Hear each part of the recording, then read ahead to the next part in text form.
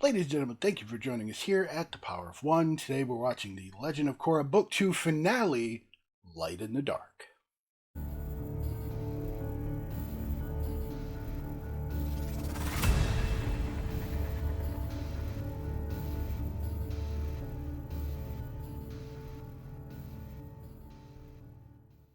Folks, thank you for having joined us on this journey through Book 2 of Legend of Korra.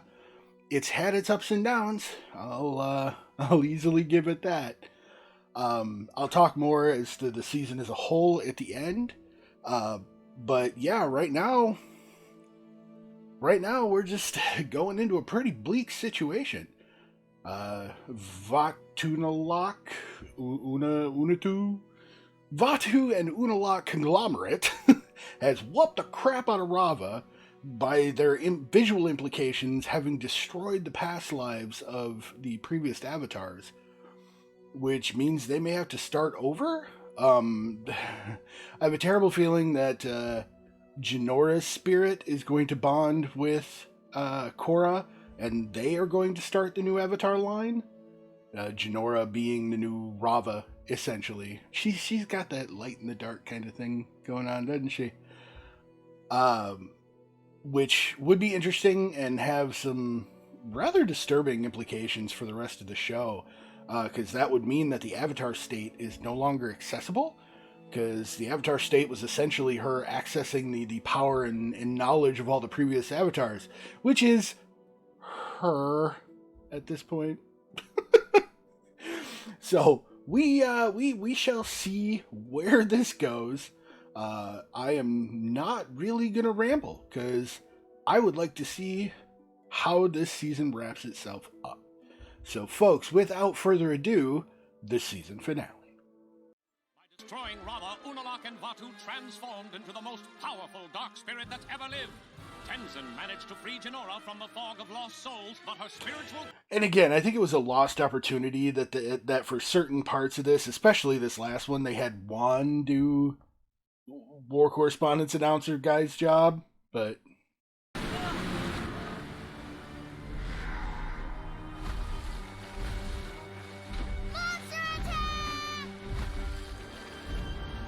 You know, they painted his face to look concerned, but he sounded so excited.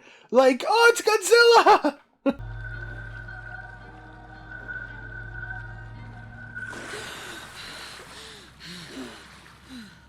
Thank goodness you're all okay. I still think it would have been funny if Bolin on the end was like, yeah, 5 more minutes. I'm the last avatar. I'm so sorry, Tenzin.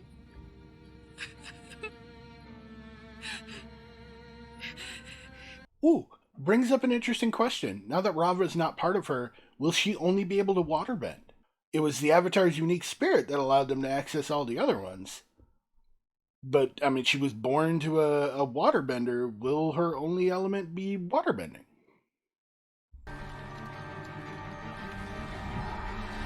Snow beam! Just from the way they made him look, I'm getting real Evangelion vibes. Real strong.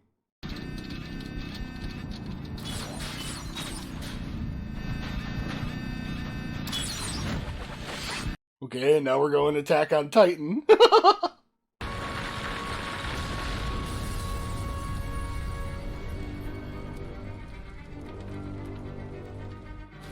And I realize I'm pretty sure this one was before, those, but still. Or no, this was after Evangelion, but before Attack on Titan. Commence Operation Winged Freedom!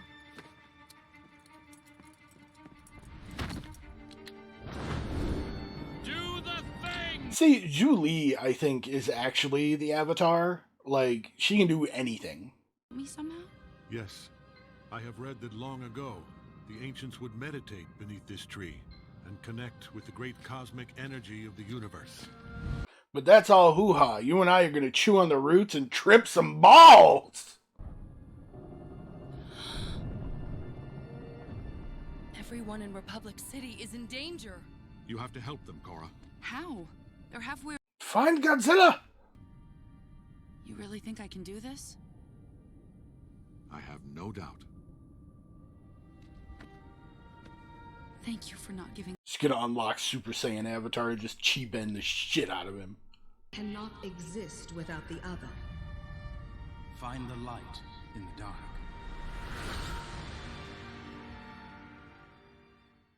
Yeah, so a small shred of Rava exists somewhere, and over those 10,000 years is...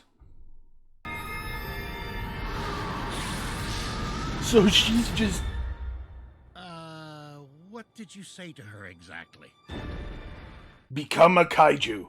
So yeah, she's just like out of body experiencing her spirit, jacking up on the power that's happening because of the harmonic convergence, and is just gonna spirit whoop his ass.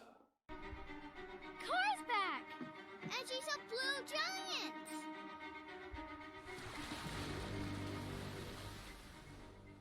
Next on James Cameron's Avatar. Wait, no. Nope, beam!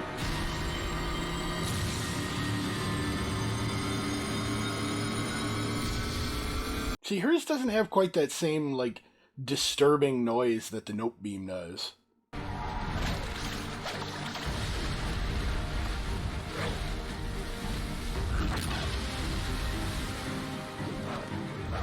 Yeah. One wrong move with those tentacles and this goes into a whole different category of anime.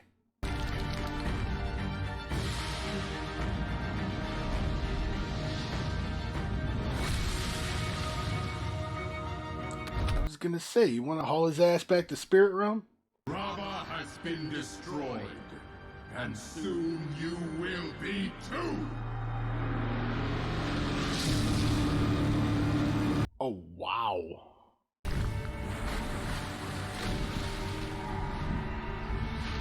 No beam! Every time that thing fires, I love it. Nope beam.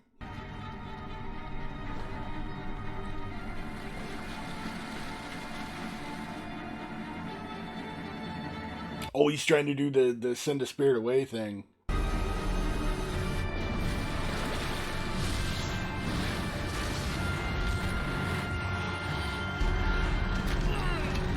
This has Avengers and Age of Ultron vibes. Don't you hurt! Don't you hurt him! Oh, it's the psychopath! Leave my Golan alone! I am so done with spirits. Okay, her brother's awesome. Let's face the end of the world together! You're so romantic. I love her! This is amazing! Beautiful. What? Let me see. Be careful, sweetie! Oh, Jinora probably found the shard of Rava.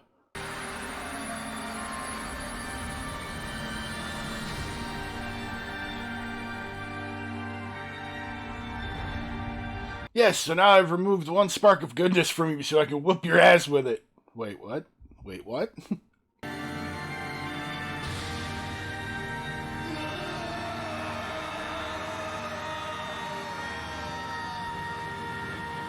So again, obviously she can't eliminate Vatu. Is she imprisoning him again?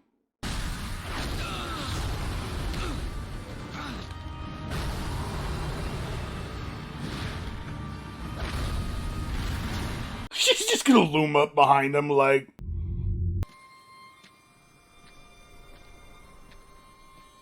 I'll see you soon, Dad. Hopefully that means she went back to her body. Hopefully.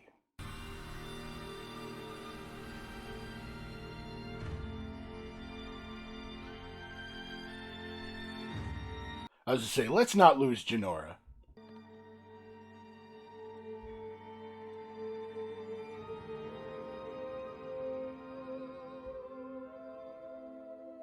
And Rava's like, okay, time for dramatic poses later. Let's go do the thing!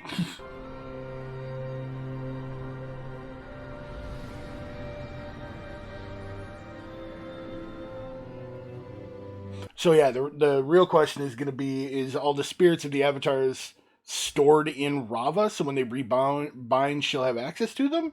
Or is she starting fresh?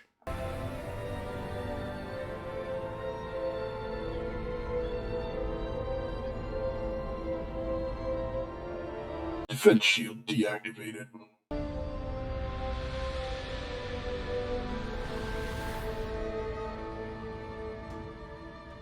And again, I think it'd be awesome if, like, Korra herself had that as just a tattoo. Kind of like Aang and the arrow.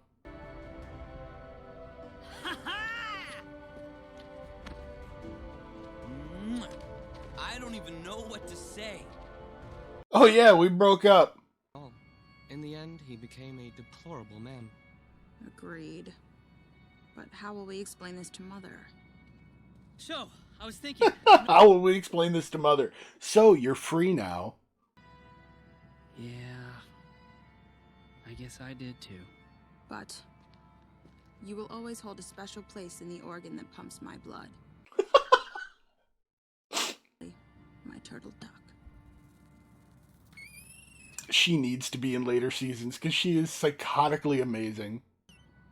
I missed you, little buddy. Aww. Now that you're bonded with Rava once again, are you also reconnected to your past lives? No. Oh, there it is. I can teach you. You are the Avatar. Whatever your decision, I support you. I'm gonna burn the world! Alright, let's do this. But I thought you said you lost part of your memory. I did, but being inside the Tree of Time brought it back. I'm sorry for blowing up at you. That's legit. Doesn't work. You're right. It's over. For real this time. Oddly enough, I'm not sad over it. You want a hug?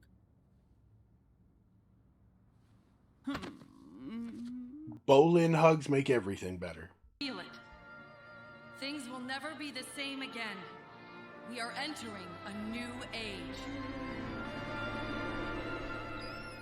Okay, I'm curious what kind of changes they have planned. Alrighty then. I liked how that ended.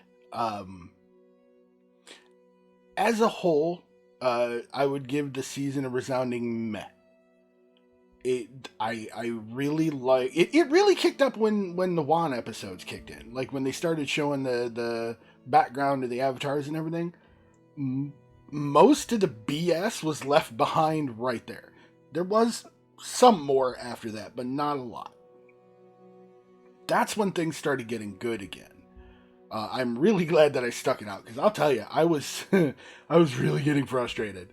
It was going to be a slog, and I was just going to be more and more bitter about recording these. But I do like where they went with it.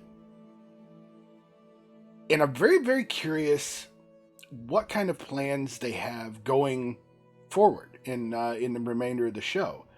I did notice that book 3 is called Change. So, like, they've got to be pulling out the stops on some new stuff, which is going to be great. And they could literally do anything. With a vague statement like the energy of the planet has shifted, they could literally do anything. There could be new elements to bend. There could be, they could do spirit bending. There could be any number of things. And I'm here for it. Like, I so long as they're creative and keep things consistent, I think this could be phenomenal for the show. But, yeah, for season 2, I'm very glad that we got past all the initial setup and BS and all the plot contrivances just to make the setup happen. Because once the setup was in place and things started rolling of their own accord, so to speak, it got good.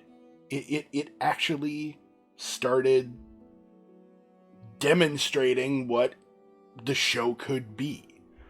So I very much like that. I did actually enjoy the origins of the Avatar. Batu and Rava and you know, being bound with one as almost an apology for Juan's mistake in separating them. Korra's decision not to close the portals, I think, was a good one, honestly. Even with him closing the portals, they demonstrated through both The Last Airbender and this show that spirits will still make it through somehow, or maybe they were just pissed off spirits that were trapped on this side when he sealed it up, which, man, if that's the case, some of them been trapped here for 10,000 years, no wonder they were causing trouble. I'd be pissed off too. But, so there was, you know, transfer back and forth with some of these spirits anyway. This is just going to leave the door wide open for any and all to come wandering through. The obviously most vulnerable points are going to be right where the portals are, the northern and the southern tribes, waterbending tribes. So I really hope that, you know, Korra teaches Unalaq's spirit mojo to the rest of those folks so they have their own spirit police contingent, which would be awesome, which is actually another thing that the society should develop is, you know, spirit warrior, spirit police, folks that are designed to put down anything that happens like that, because there's gonna be an insane amount of conflict because humans gonna human, yo. That's just how we are. We're stupid. I am not sad that it seems that it was the final breakup between Korra and Mako. Seeing them part ways in a way that seems like they're not going to do the on again, off again thing, I think will be a good thing. Now, whether or not they try and pair Korra off with someone who is already here, if they introduce someone else, or just leave her single, remains to be seen. It'll be interesting.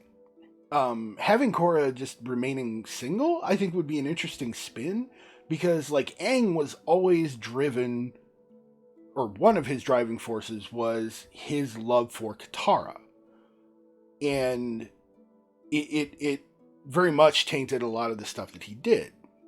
Tainted is perhaps colored. Tainted was the wrong word because that implies a negative, but it definitely colored a lot of the things that he did because it was always his heart that was leading the way. If they remove that from Korra, they may actually give her some personal growth in that regard, and logic may help dictate some of her actions from here on out, which would be kind of cool, I think. Bolin better remain a movie star. That needs to happen. I also have many questions now that I'm thinking about it. Where in the feck was Naga during that whole thing? Like, they showed up to help Boomy with the whole thing, but like, even in the spirit realm, when they really could have used a free death machine, where was the free death machine? Like, if you had Naga standing in front of that tree, they wouldn't have had to keep retreating. Like, it would have just been done and done. I didn't even think of that before, just right this moment, as I'm running things through my head. Where was the furry death machine? They really... If the furry death machine had been there when they were first fighting Unalaq, they might have actually stopped him. Yeah, Naga can't bend, but man, you see that furry muscle heading for your throat, you're gonna poop yourself. Hopefully that'll be the last thing I realize about this season, and we can all move on to season 3. Book 3, sorry. I know some people are particular about that. Folks, I appreciate you coming on this journey with me. We are definitely going to keep this train rolling straight on through till the end. And I hope you'll be there with us. Remember, you are a power. You have the power to change the world within you. Even if it's just your immediate world, that's still your world. I am also a power. Working together, we are one power. We are the power of one. One purpose, one action, working together. One. Have a good one, folks.